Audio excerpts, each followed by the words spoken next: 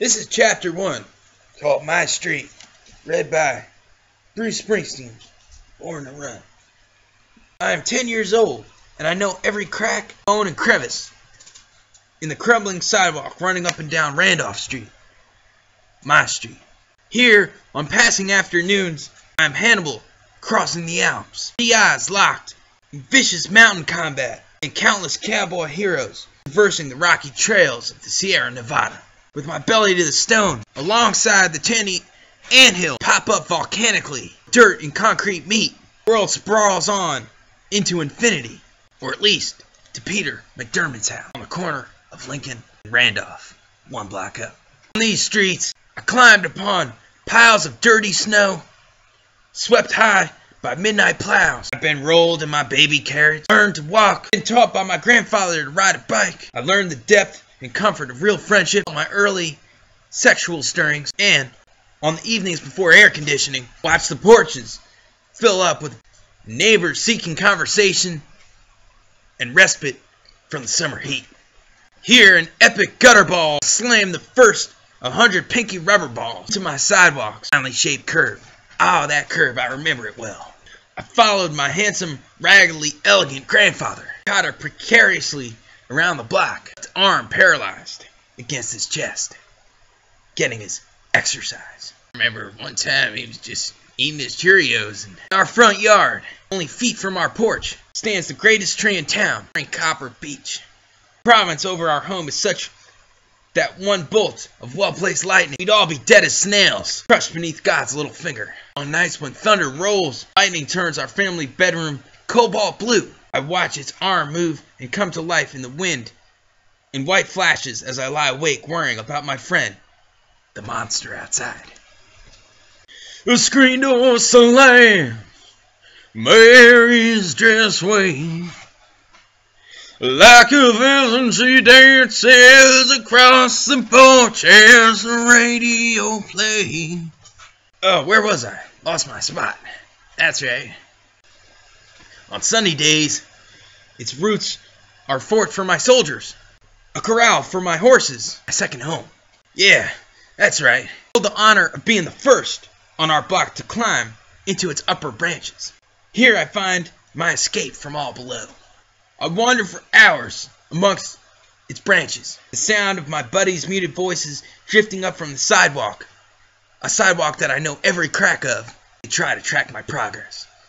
None of them can kind of keep up with me, because I kind of have these long arms, and oh well, that's another story. Beneath its slumbering arms, on slow summer nights, we sit, my pals and I, the cavalry at dusk, waiting for the evening bells of the ice cream man in bed. One time, ice cream man tried to crawl in bed with me, but that's another story. You can hide neath your covers and study your pain. Make crosses for your lovers, throw roses in the rain. Waste your summer praying in vain for a savior to rise from these streets. Then, I drift to sleep tucked inside the greatest and saddest sanctuary I've ever known, my grandparents' house. I live here with my sister Virginia, parents Adele and Douglas Springsteen, my grandparents Fred and Alice, and my dog Saddle. We live literally in the bosom of the Catholic Church, with the priest's rectory, nuns' convent, and the St. Rose of Lima Church and grammar school, all just a football's toss away, a field of wild grass.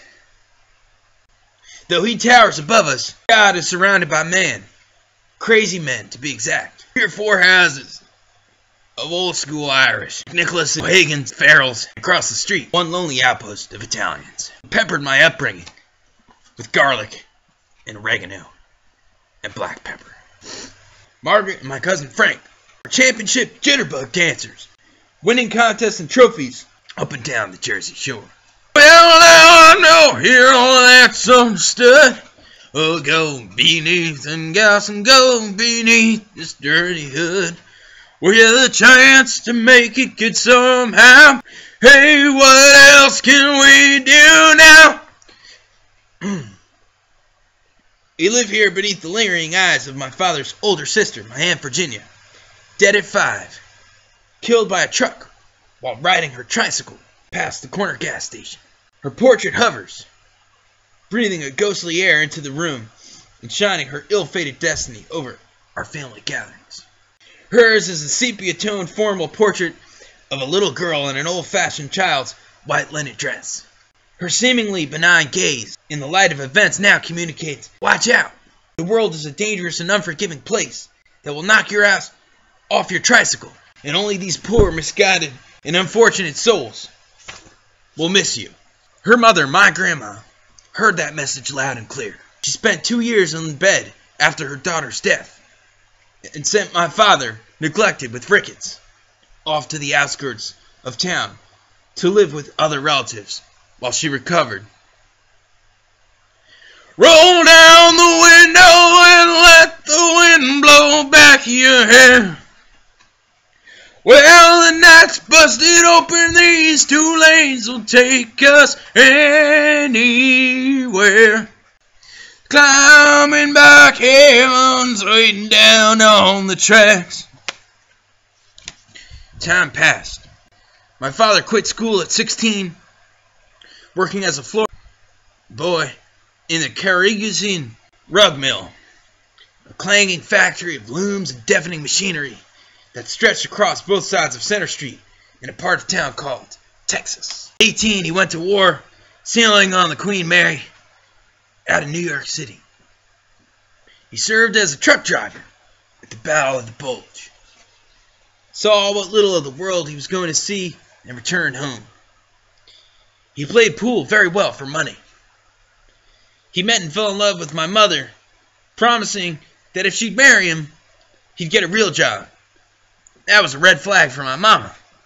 He said this bum won't find anything to do unless he's hustling pool down at the pool hall. He worked with his cousin, David Dim Cashin, in the line at the Ford Motor Plant in Edison, and I came along. For my grandfather, I was the firstborn child of her only son and the first baby in the house since the death of her daughter. My birth returned to her a life of purpose. She seized me with a vengeance. Her mission became my ultimate protection from the world within and without. Sadly, her blind, single-minded devotion would lead to hard feelings with my father and enormous family confusion. It would drag all of us down. Whoa, come take my hand.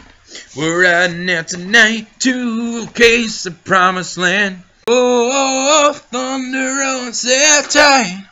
Take home, Thunder Road.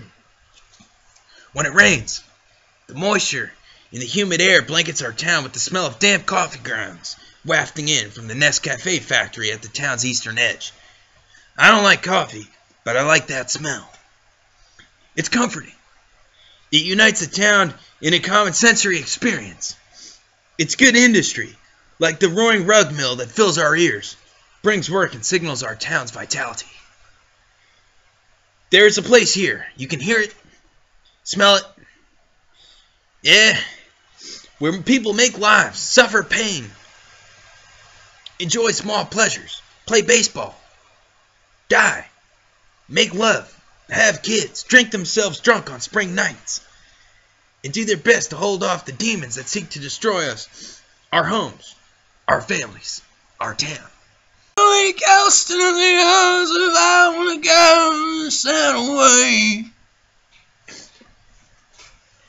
Here we live in the shadow of the steeple, where the holy rubber meets the road, all crookedly blessed in God's mercy, in the heart-stopping, pants-dropping, race riot creating, oddball hating, soul-shaking, love and fear-making, heartbreaking town of Freehold, New Jersey. Let the service begin. That concludes chapter 1 of my book, Born to Run. Some people are born for living. Other people born for walking. Some people are born for dying. Other people just spend their time talking. Well, me, I was born. You could say born under a bad sign. You could say born with stars in his eyes.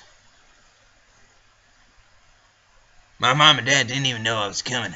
They said when they had me, I was mighty surprised. But baby, I was born to do one thing.